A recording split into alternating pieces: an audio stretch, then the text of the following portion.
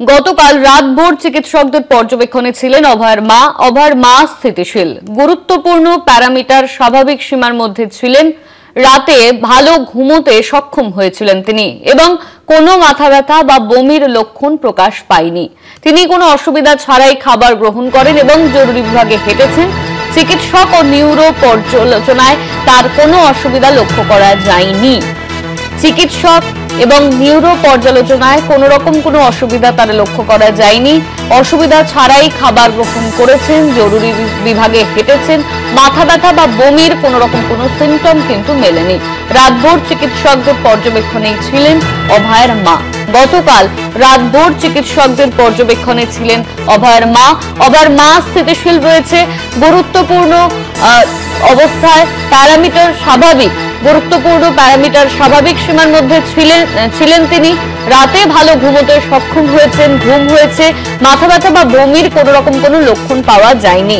তিনি কোনো অসুবিধা ছাড়াই খাবার খেয়েছেন এবং জরুরি বিভাগে হেঁটেছেন বলে জানা যাচ্ছে। চিকিৎসক ও নিউরো পর্যালোচনায় তার কোনো অসুবিধা লক্ষ্য করা যায়নি।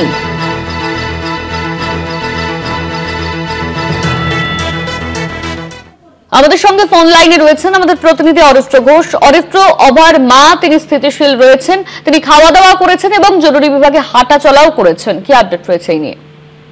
দেখো, বাইপাসের যে বেসরকারি হাসপাতাল, যেখানে গতকাল নবান্ন অভিযান চলাকালীন আহত হন অভয়ের মা, মাথায় আঘাত লাগে এবং তারপরে তাকে নিয়ে যাওয়া হয় সেখানে চিকিৎসার জন্য। গতকাল রাতভর তিনি চিকিৎসকদের পর্যবেক্ষণে ছিলেন, যেটা হাসপাতালের তরফ থেকে মেডিকেল বুলেটিন প্রকাশ করা হচ্ছে। সেখানে বলা হচ্ছে অভয়ের মায়ের পরিস্থিতি এই মুহূর্তে স্থিতিশীল রয়েছে এবং গুরুত্বপূর্ণ যে প্যারামিটার গুলি রয়েছে সেই প্যারামিটার গুলি স্বাভাবিক সীমার মধ্যেই রয়েছে। গতকাল রাত্রে ভালো ঘুমিয়েছেন তিনি এবং কোন রকম উপসর্গ বা মাথা ব্যথা, বমি ভাব এরকম কোন লক্ষণ প্রকাশ পায়নি। কোন রকম অসুবিধা ছাড়াই ওরাল ইনটেক অর্থাৎ মুখের মাধ্যমে লিকুইড যে খাবার রয়েছে সেই খাবার তিনি গ্রহণ করেছেন এবং চিকিৎসকদের তত্ত্বাবধানে গতকাল রাত্রে জরুরি বিভাগে তিনি হাঁটাচলা করেছেন এবং তা হাসপাতালের তরফ থেকে বলা হচ্ছে। বিশেষজ্ঞ চিকিৎসক এবং নিউরো টিম তারা পর্যালোচনা করে দেখেছেন এবং তারা যে সিদ্ধান্তে উপনীত হয়েছে নতুন কোনো সমস্যা বা নতুন কোনো উপসর্গ আর লক্ষ্য করা যায়নি।